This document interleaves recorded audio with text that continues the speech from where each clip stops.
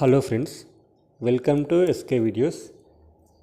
ఈరోజు మనం August 19 important current affairs చూద్దామండి.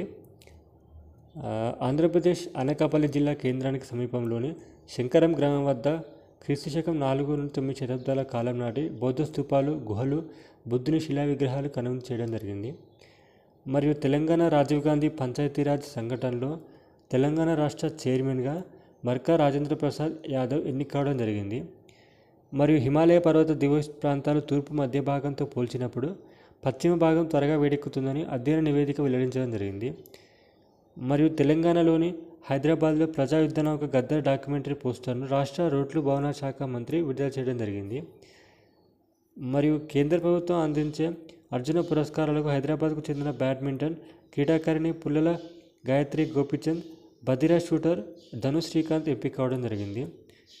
మరియు ఆగస్టు 19 ప్రపంచ ఫోటోగ్రఫీ దినోత్సవం. సో ఇదండి, అందరూ లైక్ చేసి, షేర్ చేసి, సబ్స్క్రైబ్ చేసుకొని మన ఛానల్ని ఫాలో అవ్వండి. Thank you.